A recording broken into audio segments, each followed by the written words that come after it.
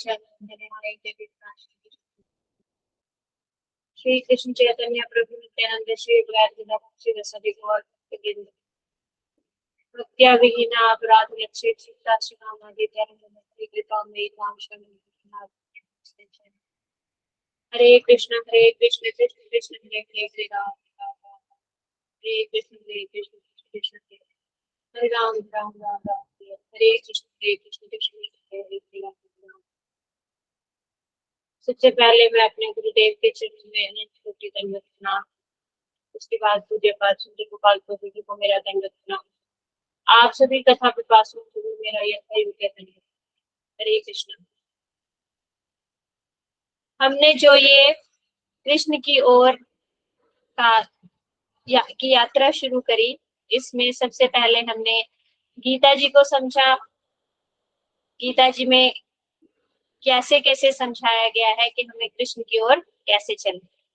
फिर हमने श्रीमद् भागवतम जी से सीखा कि कैसे कैसे हम कृष्ण की ओर अग्रसर हो सकते हैं। अब हम चैतन्य महाप्रभु के शिक्षाओं पे आ गए। चैतन्य चरितामृत से हम सीखेंगे किस तरह से हम कृष्ण की ओर अग्रसर हो सकते हैं।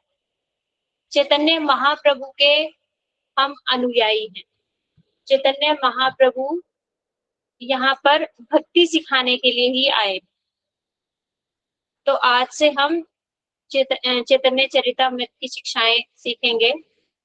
तो हम सबसे पहले ये शुरू करते हैं कि चैतन्य महाप्रभु कौन है, क्योंकि बहुत सारे लोगों को ये ही नहीं पता कि चैतन्य महाप्रभु कौन है।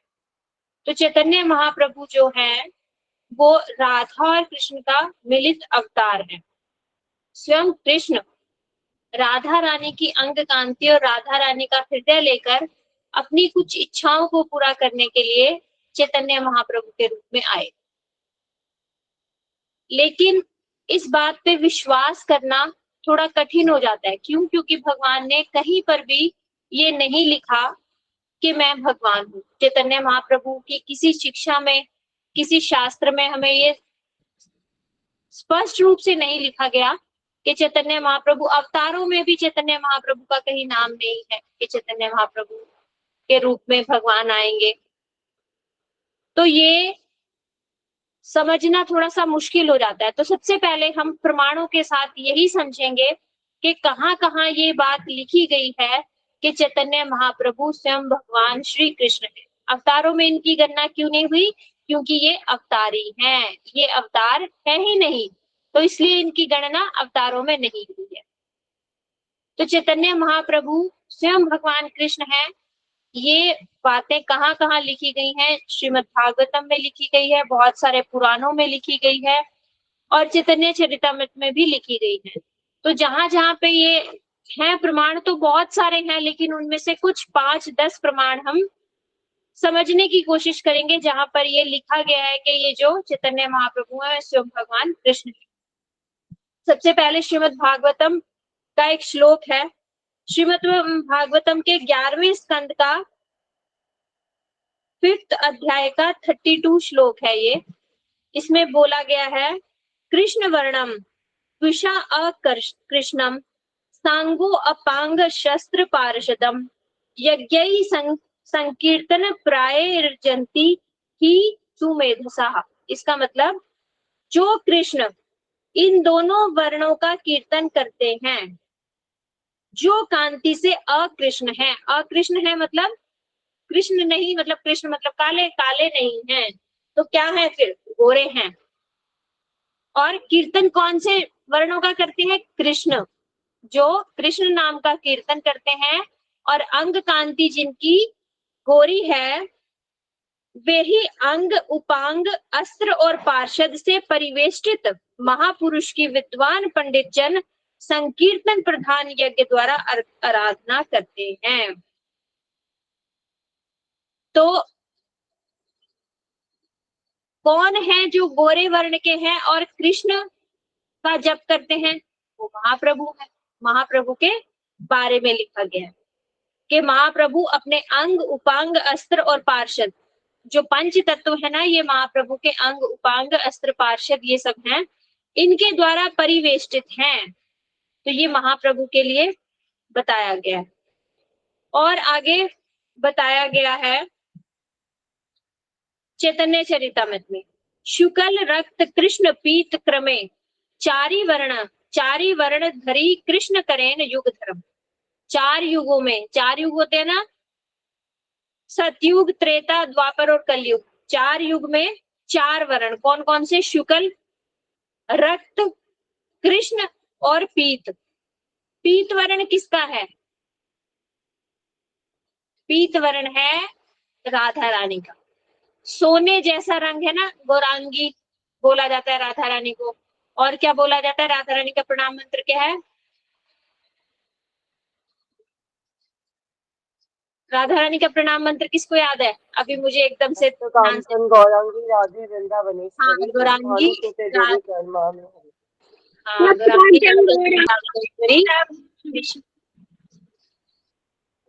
विर्भानुसुते देवी प्रणमामि हरि प्रियम। तो इसमें गौरांगी किसको कहा गया? राधा रानी को कहा गया। राधा रानी का रंग अंग कांति कैसी है? सोने को पिघला दिया जाए, उसमें थोड़ा सा गुलाबीपन डाल के वो रंग कांति है। मतलब ऐसा रंग हम इस संसार में देख ही नहीं सकते जो राधा रानी का अंग है। तो इसी तरह पीत वर्ण कृष्ण का है कलयुग में। वो कौन है? वो है चैतन्य महाप्रभु। शुक्ल वर्ण, रक्त वर्ण, कृष्ण वर्ण हुआ द्वापर में, पीत वर्ण हुआ कलयुग में, और रक्त वर्ण राम जी का, और उससे पहले शुक्ल वर्ण सतयुग में भगवान जब अवतार लेकर आए। फिर आगे उन्होंने बोला श्रीमद् भागवतम के 7वें स्कंद में 9वें अध्याय में 38 श्लोक में प्रहलाद जी कहते हैं, हे पुरुषोत्तम, इस प्रकार आप मनुष्य, पशु, पक्षी, ऋषि, देवता और मत्स्य आदि अवतारों को लेकर लोगों को पालन तथा विश्वद्रोहियों का संहार करते हैं। कलयुग में आप छिपकर गुप्त रूप से अवतार धारण करते हैं। ये प्रहलाद महाराज जी की जो शिक्षाएं हैं, प्रहलाद महाराज जी की जो हमने पढ़ी थी, उसमें से एक श्लोक है। प्रहलाद महाराज जी कह रहे हैं कि कलयुग में आप छिपकर गुप्त रूप से अवतार धारण करते हो, इसलिए आपका एक नाम त्रियुग है। क्योंकि चतुर्युग में नहीं दिखाई दे रहे ना, 3 युगों में भगवान आ रहे, तो उनका नाम त्रियुग है। क्योंकि चौथे युग में यानी कलयुग में आप छिपकर अवतार लोगे, क्योंकि छन्ना अवतार किसी भी शास्त्र में सहज रूप से प्रकाशित नहीं हुआ।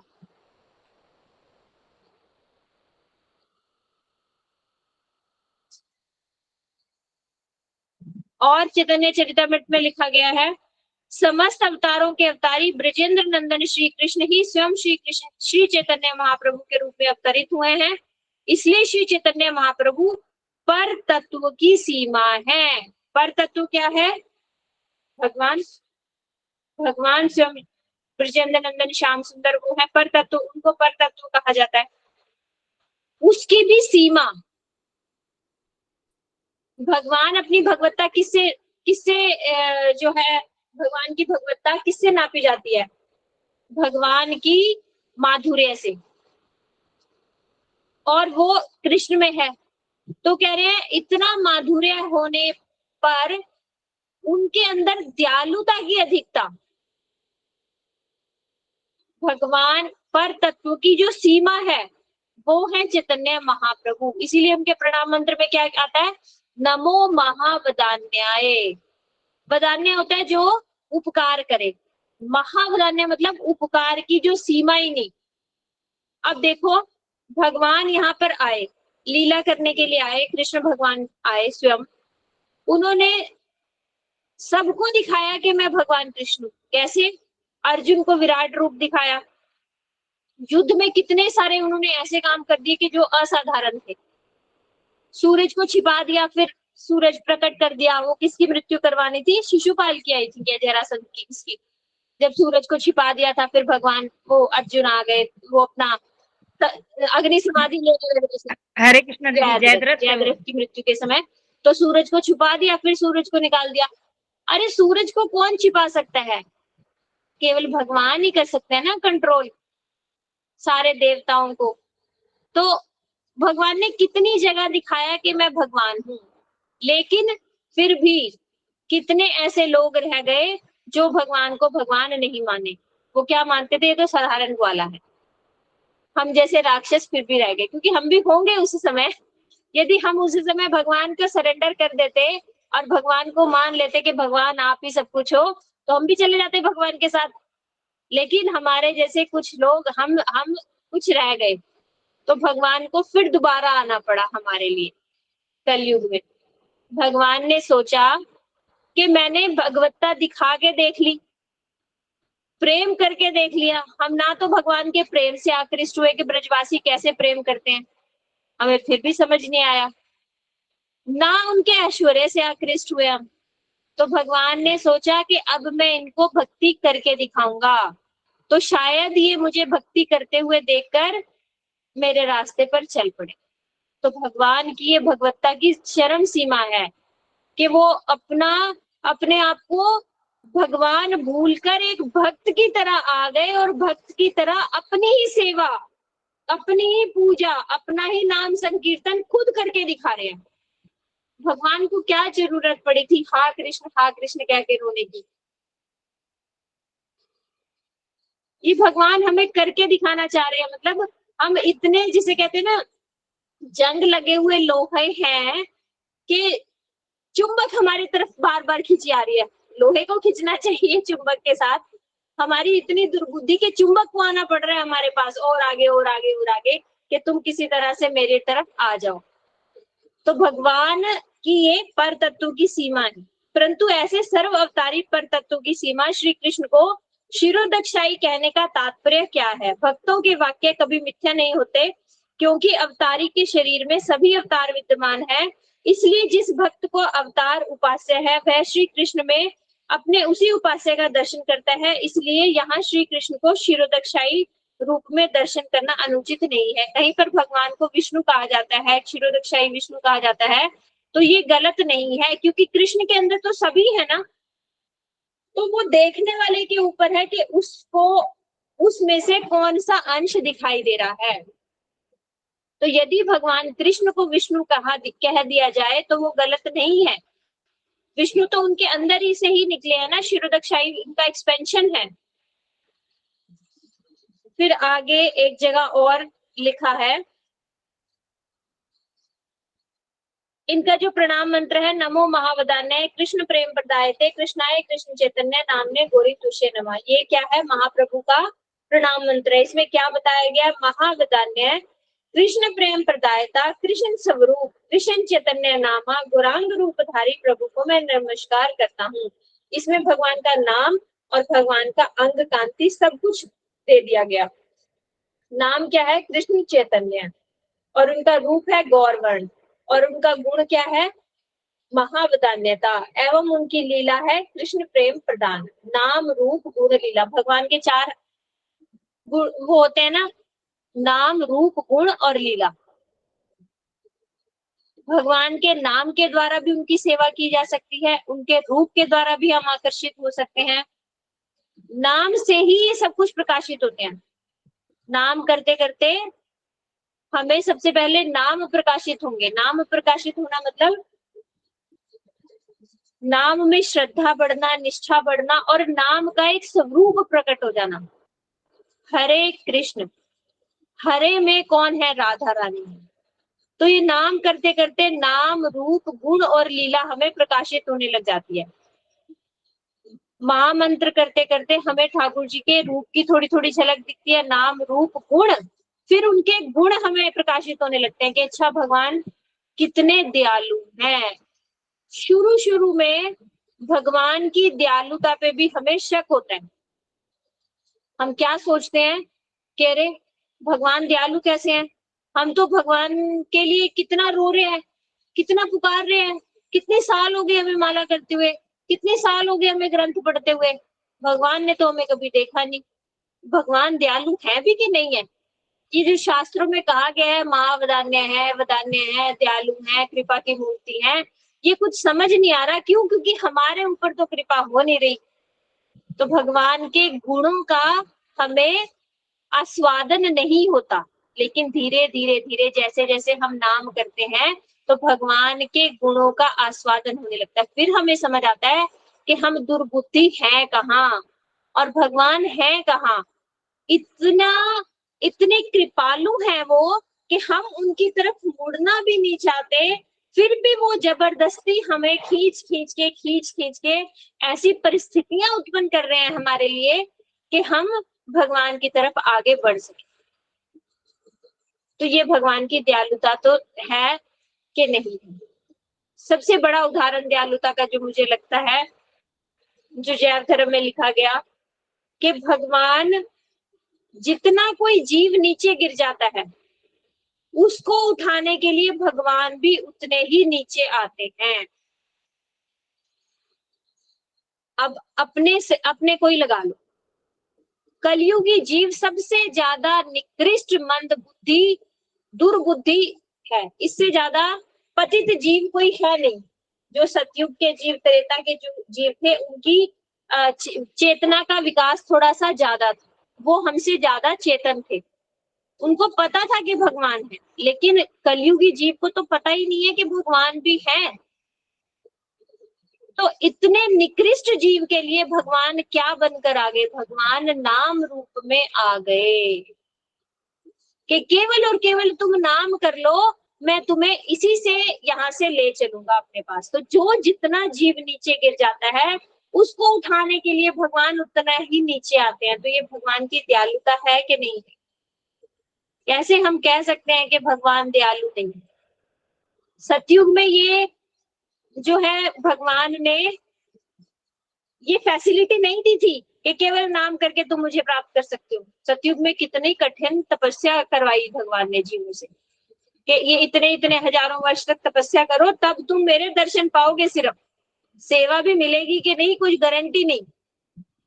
लेकिन कलयुगी जीव के लिए इतना आसान कर दिया कि केवल हरे कृष्णा महामंत्र करो, बैठकर करो, चाहे नाचते हुए करो, चाहे घूमते हुए करो, चाहे एसी में आराम से बेड पे पसर के करो।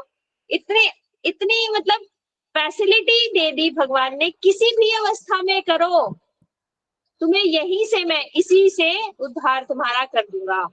तो ये भगवान की दयालुता है कि नहीं?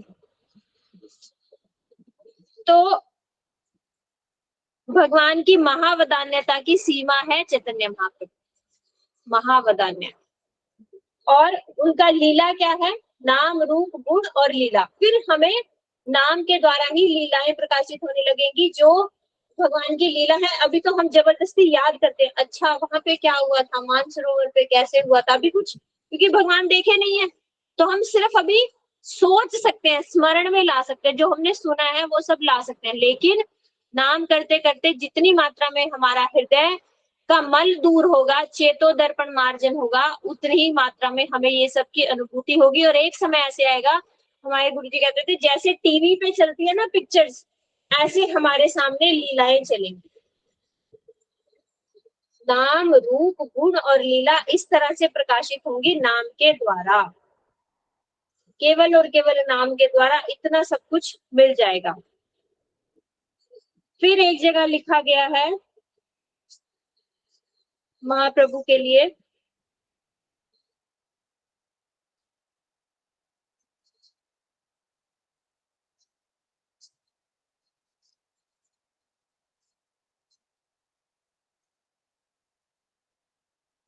श्रीमद् भागवतम प्रमाण अमलम प्रेमा पुमर्थो महान, श्री चैतन्य महाप्रभुर मतिर्मिदम तत्रादरो न परहा।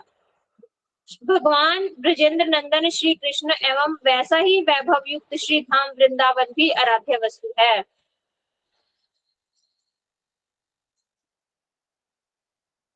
अच्छा, इसमें बताया गया है कि भगवान कृष्ण ही केवल और केवल ब्रजेंद्र नंदन श्याम सुंदर है। और आदि पुराण में एक दिया गया, अहम एव द्विज श्रेष्ठ नित्यम प्रच्छन्न विग्रह भगवत भक्त रूपेण लोकान रक्षामि सर्वदा। भगवान कहते हैं, भगवान स्वयं कह रहे हैं आदि पुराण में, मैं ही नित्य प्रच्छन्न विग्रह ब्राह्मण श्रेष्ठ होकर भगवत भक्त के से अपने भक्त जनों की सदा रक्षा करता हूँ, ये लक्षण गौरांग देव में ही संगठित है। ब्राह्मण घर में पैदा हुए और भगवत भक्त रूप में आए और भक्तों की रक्षा करने के लिए आए, तो ये महाप्रभु के लिए ही लिखा गया। और उप पुराण में लिखा गया है, धृत उप पुराण में, हे ब्राह्मण किसी विशेष कलयुग में, अच्छा ये भी बात याद रखना कि भगवान प्रत्येक कलयुग में चैतन्य महाप्रभु नहीं आएंगे, प्रत्येक द्वापर में कृष्ण जी नहीं आएंगे। जिस द्वापर में कृष्ण जी आएंगे उसके बाद वाले कलयुग में ही चैतन्य महाप्रभु आएंगे। तो ये धन्य कलयुग है, प्रत्येक कलयुग में चैतन्य महाप्रभु नहीं आते। ये धन्य कलयुग है जिसमें चैतन्य महाप्रभु भी 500 वर्ष पूर्व ही यहाँ से गए और अभी तक हमें उन आचार्यों के द्वारा, गुरु परंपरा के द्वारा चैतन्य महाप्रभु कौन है ये सुनने को मिल रहा है। आगे आगे जो कलयुग आएगा इसमें ये सब सुनने को भी नहीं मिलेगा। इसलिए अपने आप को परम सौभाग्यशाली समझो कि आप ऐसे समय में जन्म लिया है आपने, जहां पर आप चैतन्य महाप्रभु कौन है ये समझ पा रहे हो, ये सुन पा रहे हो। तो बोले, हे ब्राह्मण किसी विशेष कलयुग में मैं संन्यास ग्रहण करके पाप हत जीवों को हरि भक्ति प्रदान करूंगा। चैतन्य महाप्रभु ने ही संन्यास ग्रहण किया और हमारे जैसे पतित जीवों का उद्धार करने के लिए महाप्रभु ने भक्ति कैसे करनी है ये सब सिखाया। तो बहुत सारे यहाँ पे प्रमाण हैं जिनसे ये सिद्ध होता है कि चैतन्य महाप्रभु कौन है। ये भगवान स्वयं भगवान श्री कृष्ण ही हैं। लेकिन अभी शुरू में ये समझ नहीं आ सकता। कईयों को तो सौभाग्यशाली हैं जिन्हें ये समझ आ रहा है कि भगवान हैं, लेकिन कईयों को अभी समझ नहीं आएगा। इसमें कोई जल्दबाजी की बात नहीं, सहज रूप से ये जब हम उनके बारे में सुनते जाएंगे, धीरे धीरे सुनते सुनते हमारे हृदय का जब मल दूर होगा, हमारा हृदय चेतो दर्पण मार्जन जब हमारे हृदय का होगा, तो ये तत्व भी इसमें स्थिर होने लगेंगे, ये तत्व भी हमें समझ आने लगेंगे। अभी क्या करें, अभी उनको एक बहुत अच्छे बड़े संत समझ के चल पड़ते हैं कि चैतन्य महाप्रभु एक ऐसे संत हुए जिन्होंने हमें भक्ति करना सिखाया है और महामंत्र करना सिखाया है। अभी है नहीं, वो है भगवान ही, लेकिन अभी भगवान नहीं समझ आ रहे, तो कम से कम एक स्टेज पे तो आओ कि हाँ वो एक संत है, उनकी बात हमें माननी है। जैसे उन्होंने हमें हरिनाम करने को बोला है हमें वैसे ही हरिनाम करना है। उनकी बात तो माननी शुरू करें ना। आज हम इतना समझ के आगे चलते हैं। तो महाप्रभु के आने का कारण हम आज समझते हैं। महाप्रभु क्यों आए? महाप्रभु के आने के 3 मुख्य कारण हैं और 3 गौण कारण हैं। मुख्य कारण क्या है? जो भगवान अपने लिए आए। कुछ भगवान की खुद की इच्छाएं थी और कुछ भगवान यहाँ पर आकर बाय 1 गेट 1 फ्री वाला जो ऑफर होता है कि भगवान ने यहाँ पर आके कलयुग का जो धर्म था वो भी स्थापित कर दिया। जैसे कहते हैं ना, भगवान प्रत्येक युग का धर्म की स्थापना के लिए आते हैं। तो कलयुग का क्या धर्म है? कलयुग केवल नाम आधारा, कलयुग का धर्म है नाम। तो नाम संकीर्तन का जो प्रचार यहाँ पर आकर किया वो भगवान का आने का गौण कारण था। वो तो ऐसे ही हो गया, साथ में हो गया। मुख्य कारण क्या था? पहले हम मुख्य कारण समझते हैं भगवान के आने के। 3 मुख्य कारण है भगवान के। वो है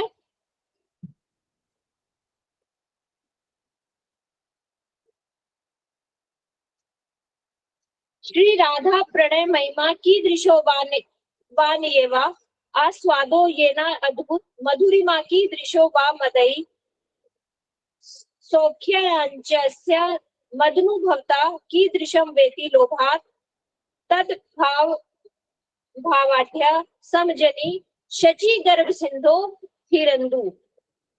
इसका मतलब है श्रीमती राधिका जी की अलौकिक प्रेम की महिमा कैसी है।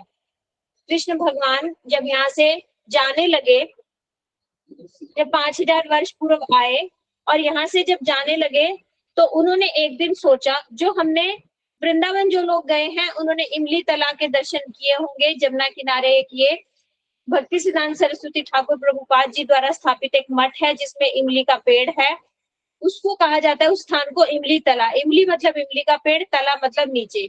उसी इमली के पेड़ के नीचे खड़े होकर महाप्रभु ने ये सोचा था। क्या सोचा था? कि राधा रानी के प्रेम की महिमा कैसी है।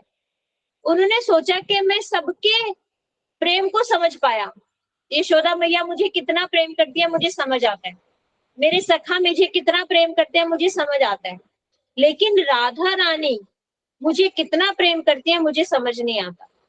उनकी प्रणय की महिमा क्या है, पहला मुख्य कारण। दूसरा, वह मेरी अद्भुत मधुरिमा कैसी है जिसका श्रीमती राधिका जी आस्वादन करती है। दूसरा, कि मेरी मधुरिमा कैसी है जिसका राधिका जी आस्वादन करती है। अब रसगुल्ला कितना मीठा है वो कौन बताएगा? जो उसे खाएगा वही तो बताएगा ना। रसगुल्ला क्या स्वयं बता सकता है मैं इतना मीठा हूँ? जो उसका आस्वादन करेगा वो बता पाएगा कि रसगुल्ला कितना मीठा है। इसी तरह कृष्ण की मधुरिमा कैसी है ये कौन बताएगा? जो उनका आस्वादन करेगा मधुरिमा के। और उनकी मधुरिमा का आस्वादन कौन कर सकता है? वो है राधा रानी। राधा रानी ही उनकी मधुरिमा का पूर्ण आस्वादन कर सकती है, क्योंकि जितना बड़ा पात्र होगा उतना ही बड़ा तो आप उसके अंदर रस भर सकते हो ना। तो पात्र तो राधा रानी के पास है जो उनका पूर्ण रस आस्वादन कर सकती है। हमारे जैसे बद्ध जीव तो उनका एक छोटा सा बिंदु चख के भी अपने आप को धन्य समझेंगे और लगेगा कि हाँ हमने कुछ पा लिया, क्योंकि हमारे पास पात्र ही नहीं है वो रसास्वादन करने का। तो कृष्ण की महिमा का रसास्वादन कौन कर सकता है? वो है राधा रानी। तो पहली उनकी इच्छा हुई कृष्ण की कि राधा रानी की प्रणय महिमा कैसी है, राधा रानी की प्रेम की महिमा कैसी है। दूसरा, मेरी मधुरिमा कैसी है जिसका आस्वादन राधा रानी करती हैं। और तीसरा, मेरी मधुरिमा की अनुभूति से श्रीमती राधिका का कौन सा अनिवर्चनीय सुख मिलता है। जब वो मेरी मधुरिमा का आस्वादन करती हैं तो राधा जी को कैसा सुख प्राप्त होता है। तीन मुख्य कारण ये लिख लो आप। पहला, राधा रानी की प्रेम की महिमा कैसी है। दूसरा, मेरी मधुरिमा का आस्वादन राधा रानी को कैसे होता है। तीसरा, उस मधुरिमा का आस्वादन करके राधा रानी कैसा अनुभव करती हैं। दूसरा, मेरी मधुरिमा कैसी है। पहला, राधा रानी की प्रेम की महिमा कैसी है। दूसरा, मेरी मधुरिमा कैसी है। और तीसरा, मेरी मधुरिमा का आस्वादन करके राधा रानी को कैसा महसूस होता है। अब ये इच्छा को पूरा करेंगी राधा रानी। क्यों? क्योंकि कृष्ण तो स्वयं कर नहीं सकते ये इच्छा पूरी। तो राधा रानी को जब पता चला कि कृष्ण के हृदय में ऐसी इच्छा आ गई है तो राधा रानी ने क्या किया, अपना हृदय कृष्ण को दे दिया कि मेरे हृदय से तुम ये आस्वादन भी कर लो। तो राधा रानी का हृदय लिया। अब राधा रानी को पता था कि जब मेरा हृदय लेकर जब कृष्ण स्वयं अपना आस्वादन करेंगे, कृष्ण का आस्वादन करेंगे, तो इन्हें विरह की जब अनुभूति होगी तो ये पछाड़ खा कर के गिरेंगे, तो इनके शरीर पर चोट ना लगे, इसलिए राधा रानी ने प्रेमवश अपनी अंग कांति भी उनको दे दी कि जो जब ये विरह में गिरेंगे, व्याकुल होंगे, तड़पेंगे, तो इनके शरीर को भी कोई दुख ना पहुंचे, वो भी मैं ही बन जाऊं। तो महाप्रभु को दो वस्तुएं राधा रानी ने दे दी। क्या? एक अपना हृदय और दूसरा अपनी अंग कांति। ये है प्रेम। देखो, राधा रानी को इतनी चिंता है कृष्ण की कि जब ये विरह में तड़पेंगे, रोएंगे, तो इनके कहीं चोट ना लग जाए, तो वो भी मैं ही बन जाऊं, वो भी मैं अपने शरीर पे ही सहन कर लूं। तो अंग कांति और हृदय लेकर महाप्रभु बन गए। कृष्ण कौन बन गए? काले से गोरे बन गए कृष्ण, गौरांग महाप्रभु। ये हुए मुख्य कारण। ये तो उनके स्वयं के कारण थे। इनका आस्वादन उन्होंने स्वयं किया, इसका वितरण नहीं किया। वो ये बांटने के लिए नहीं आए थे कि राधा रानी को कैसा अनुभव होता है। ये वो स्वयं अनुभव करने के लिए आए थे कि राधा रानी को मेरी मधुरिमा कैसी लगती है। अब हुए गौण कारण। तो गौण कारण में से एक कारण है अनर्पित चरम चिरात करुण्यावतीर्णम कलो समर्प्य समर्पयितु उन्नत उज्ज्वल रसाम स्वभक्ति श्रियम हरिपुर पुर पुरट सुंदर द्युति कदम्ब संदीपितः सदा हृदय कंद्रे स्फुरत व शचीनंदन। स्वर्ण कांति समूह द्वारा देदीप्यमान श्री शचीनंदन गौर हरि तुम्हारे हृदय में स्फूर्ति लाभ करे। जिस सर्वोत्कृष्ट उज्जवल रस का दान जगत को चिरकाल तक नहीं दिया, उसी स्वभक्ति संपत्ति का दान करने के लिए वे कलयुग में अवतीर्ण हुए। इसका मतलब भक्ति तो थी लेकिन रस वाली भक्ति नहीं थी महाप्रभु के। इसका मतलब ये नहीं है कि महाप्रभु ने आकर पहली बार ये प्रेममयी भक्ति दी है, ये नहीं है। इसका मतलब ये है कि चिरकाल से जो प्रदान नहीं किया गया था, प्रेम भक्ति जो चिरकाल से प्रदान नहीं की गई थी, वो प्रेम भक्ति महाप्रभु देने आए। क्योंकि इससे पहले जो भक्ति करते थे वो केवल ध्यान करना, योग करना, ये सब करते थे। भगवान की प्रेममयी सेवा उस समय नहीं हो रही थी। भगवान की क्या हो रही थी? ऐश्वर्यमयी भक्ति हो रही थी कि भगवान आप बहुत हाई हो, मैं बहुत लो हूं, आपका ध्यान करता हूं, आपकी स्तुति करता हूं, आपकी स्तुति करता हूं। इस तरह की भक्ति थी। लेकिन आप भगवान होते हुए भी मेरे हो। मैं आपको खिलाऊंगा नहीं तो आप भूखे रह जाओगे, मैं आपको सुलाऊंगा नहीं तो आप जागते रह जाओगे, मैं आपको नहलाऊंगा नहीं तो आप गंदे रह जाओगे। ये वाला भाव, इसे कहते हैं प्रेमा भक्ति। भगवान को भगवान समझकर फिर सदबंधुवत प्रेम करना कि भगवान तो है लेकिन मेरे, सबके नहीं है। अगर हम ये बात लगा लेते हैं ना भगवान तो सबके हैं, तो फिर सेवा भी सब करें। इसमें ये बात करनी पड़ेगी भगवान है लेकिन मेरे हैं सिर्फ, तो सेवा सिर्फ मुझे ही करनी है। अगर मैं भोग नहीं लगाऊंगी तो मेरे गोपाल जी भूखे रह जाएंगे। ये हुई सदबंधुवत प्रेम। जैसे कोई बच्चा, एक माता पिता के 3 बेटे हैं, लेकिन उनमें से एक बच्चा पूरी जिम्मेवारी के साथ उनकी सेवा करता है कि मेरे माता पिता हैं, मुझे ही इनकी सब सेवा करनी।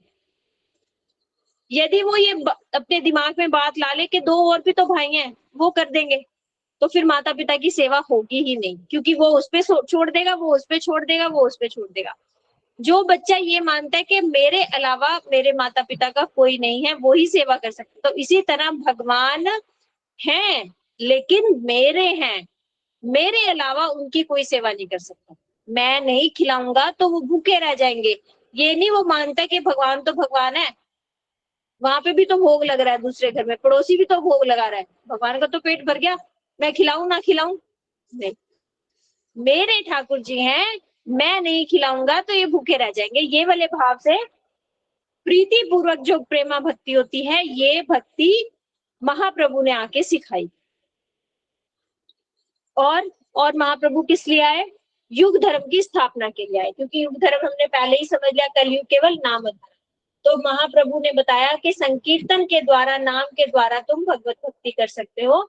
ये महाप्रभु ने करके दिखाया। और तीसरा कारण, अद्वैताचार्य जी ने बुलाया। एक तुलसी का पत्ता और गंगा जल रखकर वो रोज भगवान को पुकारते थे।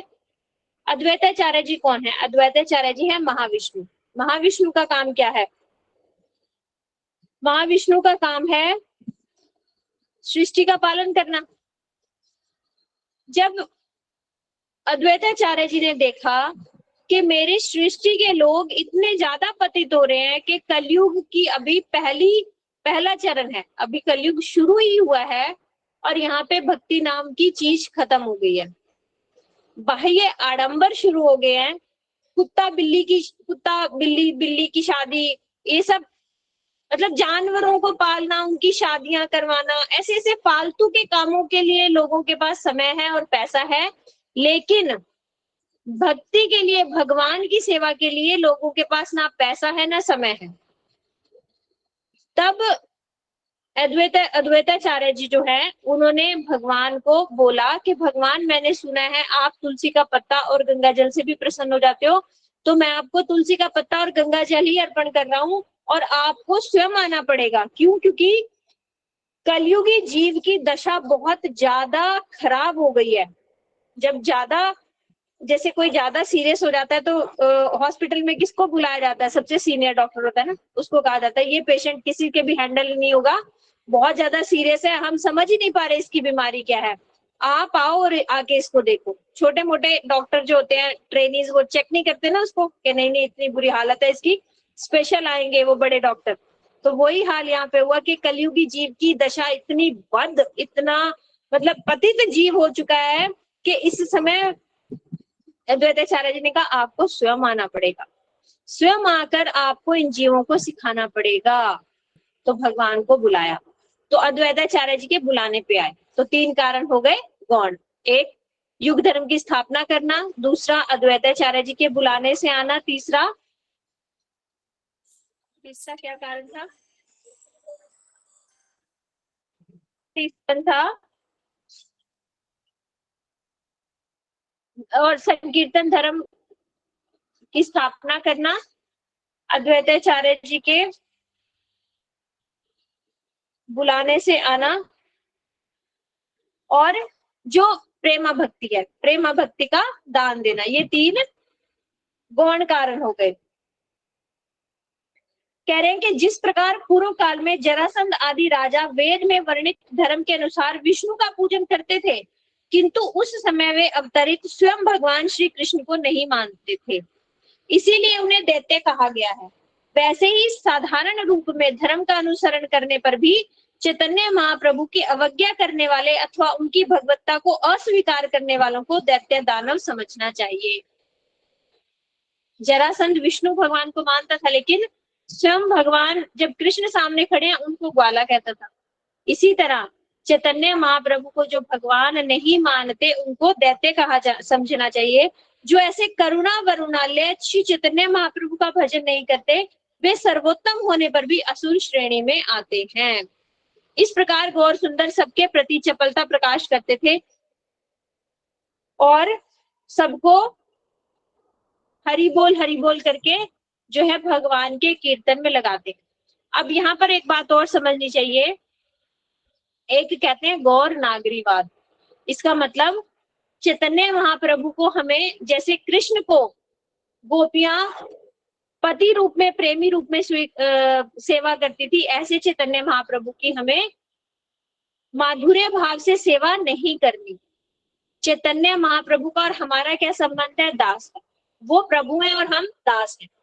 इस भाव से ही चैतन्य महाप्रभु की सेवा होगी। चैतन्य महाप्रभु के दास समझ के अपने को उनकी सेवा करनी चाहिए। चैतन्य महाप्रभु की फिलॉसफी क्या है? चैतन्य महाप्रभु हमें एक श्लोक में सारे ग्रंथों का सार समझा कर गए। वो क्या है?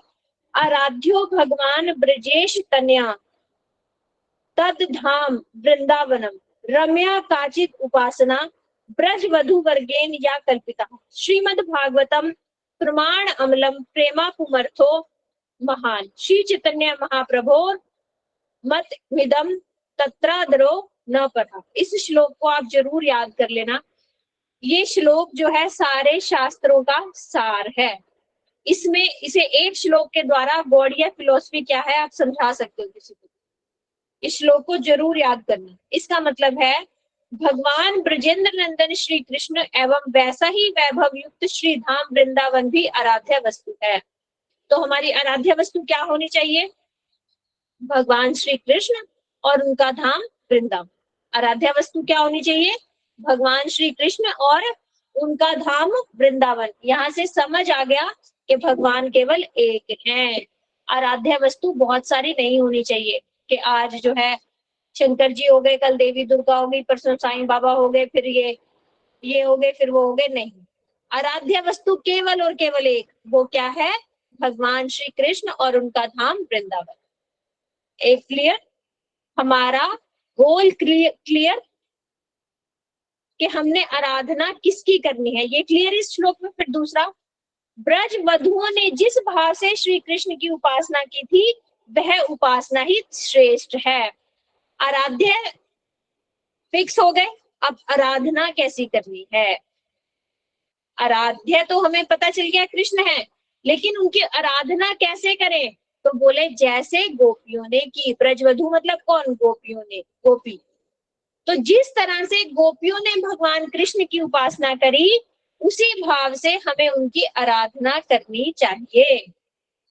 फिर आगे, श्रीमद् भागवतम ग्रंथि निर्मल शब्द प्रमाण एवं प्रेम ही परम पुरुषार्थ है। तो आराधना हमें किससे सीखनी है? गोपियों जैसी आराधना करनी है। और ये लिखा कहाँ है, ये इसका प्रमाण कहाँ है? तो वो बोल रहे हैं श्रीमद् भागवतम में। श्रीमद् भागवतम जो ग्रंथ है वो अमल ग्रंथ है। अमल मतलब मल से रहित। तो मल क्या है? मल है कर्म योग, ज्ञान योग, ये सब मल है। हमें क्या करना है? केवल और केवल भक्ति करनी।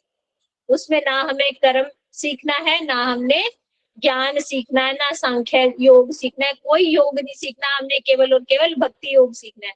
तो ये जो श्रीमद् भागवतम है, गीता जी में लिखा है ना, कर्म, ज्ञान और भक्ति। उसमें कर्म भी बताए गए हैं, ज्ञान भी बताया गया और फिर भक्ति बताया गया, स्टेप वाइज बताया गया। लेकिन श्रीमद् भागवतम में केवल और केवल भक्त और भगवान की चर्चा है, उसमें कर्म के लिए कोई स्थान नहीं है। तो इसमें क्या हो गया? अमल, इसमें कोई भी मल नहीं है, इसमें कोई भी पार्ट छोड़ने योग्य नहीं है। तो श्रीमद् भागवतम इसका प्रमाण है। फिर और पुरुषार्थ क्या है? 4 पुरुषार्थ आपने सुने होंगे ना, धर्म अर्थ काम मोक्ष। लेकिन पंचम पुरुषार्थ ही सर्वोत्तम है, वो क्या है? प्रेम। पुरुषार्थ मतलब क्या? हमें किसके लिए काम करना है? या तो हमें धर्म के लिए काम करना है, या अर्थ के लिए मतलब पैसे के लिए, धर्म अर्थ काम, या हमारी काम मनोकामना पूरी हो जाए इसके लिए हमने मेहनत करनी है। पुरुषार्थ करना मतलब मेहनत करना, या हमें मोक्ष मिल जाए। अभी तक आपने दुनिया में 4 पुरुषार्थ ही सुने होंगे, लेकिन पंचम पुरुषार्थ हमें श्रीमद् भागवतम बताती है, वो है प्रेम। हमारा गोल क्या है? हमारा गोल है भगवान का प्रेम प्राप्त करना। आराध्य कौन है? भगवान श्री कृष्ण। और उनकी आराधना कैसे करनी है? गोपियों जैसे, यानी माधुर्य भाव से। और ये लिखा कहाँ गया है? ये प्रमाण कहाँ दिया गया है? श्रीमद् भागवतम से दिया गया है। और हमारा पुरुषार्थ क्या है? भगवान कृष्ण का प्रेम। यही चैतन्य महाप्रभु का मत है, यही सिद्धांत ही हम लोगों के लिए परम आदरणीय है। अन्य मत आदर योग्य नहीं है। और कोई आपको कितने भी रास्ते दिखाए, कितने भी आपको अपने आइडियाज दे, मत दे कि हाँ इस तरह से हम चल सकते हैं, इस तरह से भक्ति कर सकते हैं, ये सीख सकते हैं, चैतन्य महाप्रभु के द्वारा सारे मत खत्म कर दिए गए हैं कि और कोई भी मत आदरणीय नहीं है। महाप्रभु का जो मत है, क्योंकि महाप्रभु कौन है? अभी हमने सबसे पहले से शुरू करके आज अभी तक हमने क्या सीखा? महाप्रभु स्वयं ब्रजेंद्र नंदन श्याम सुंदर है, भगवान है। तो भगवान जो कह रहे हैं, किस तरह से वो हमें भक्ति करना सिखा रहे हैं, उनको छोड़कर हम किसी और की बात क्यों माने, है ना। और भगवान ने एक श्लोक में हमें सब कुछ क्लियर कर दिया कि हमारे आराध्य हैं भगवान कृष्ण, आराधना करनी है गोपियों जैसे। प्रमाण कहाँ से लेने हैं? श्रीमद् भागवतम से। और हमारा पुरुषार्थ क्या है? भगवान कृष्ण का प्रेम। तो ये श्लोक आप रट लेना। ये श्लोक आपको समझ आ गया तो समझ लो आपको सारे शास्त्रों का सार समझ आ गया। आराध्य ब्रजेश तनयो, ये वाला श्लोक आपको उसमें भेज दिया जाएगा। तो आज का सेशन हम यही विश्राम करते हैं। हमने आज समझा महाप्रभु कौन है? महाप्रभु स्वयं भगवान कृष्ण है। उनके आने के 3 मुख्य कारण हैं और 3 गौण कारण हैं। मुख्य कारण है राधा रानी की प्रणय महिमा कैसी है, प्रेम की महिमा कैसी है। दूसरा, मेरी मधुरिमा कैसी है, भगवान कृष्ण अपना सोच रहे हैं कि मेरी मधुरिमा कैसी है, जिसका आस्वादन राधिका रानी करती हैं। तीसरा, मेरी मधुरिमा का आस्वादन करके राधा रानी को कैसी अनुभूति होती है। ये सब उनकी अनुभव के विषय हैं। इन सबको अनुभव करने के लिए महाप्रभु इस जगत में आए। और 3 गौण कारण जो हमारे लिए है, हमारे लिए जिस वजह से आए भगवान, एक है युग धर्म का प्रचार करने के लिए जो है संकीर्तन का प्रचार करने के लिए। दूसरा, जो बहुत समय से नहीं दी गई थी प्रेमा भक्ति, उसका दान करने के लिए, प्रेमा भक्ति सिखाने के लिए आए। तीसरा, अद्वैताचार्य जी ने उन्हें बुलाया, उसके लिए महाप्रभु आए। तो ये 3 गौण कारण, 3 मुख्य कारण महाप्रभु के आने के। आगे आने वाली क्लास में हम उनकी बाल्य लीला पढ़ेंगे और उनका जीवन चरित्र के बारे में और सुंदर सुंदर लीलाएं हम सुनेंगे। जब उनके बारे में हम सुनेंगे ना, सुनते सुनते सुनते ये 10-15 क्लासेस हम चैतन्य महाप्रभु के बारे में सुनेंगे, तो आखिरी की क्लास तक हमारे चेतो दर्पण मार्जन हो चुका होगा। कुछ कुछ हमारे हृदय में भी ये सिद्धांत स्थिर होगा कि भगवान महाप्रभु स्वयं भगवान ब्रजेंद्र नंदन श्याम सुंदर है, कृष्ण ही महाप्रभु बनकर आए हैं और उनकी बात को हमें एज इट इज फॉलो करना है। हरे कृष्णा जी आप सभी को। आपका किसी का कुछ प्रश्न है तो आप पूछ सकते हैं।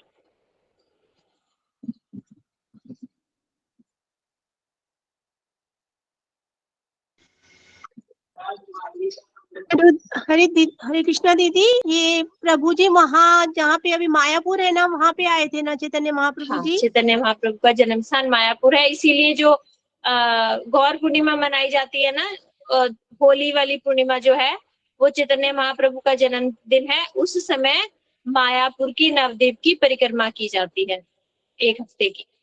तो अब अगले साल आप सब भी चलना महाप्रभु की जन्मस्थली पे दर्शन करने के लिए, ठीक है? हरे बोलो दीदी। हरे कृष्णा दीदी। हरे कृष्ण।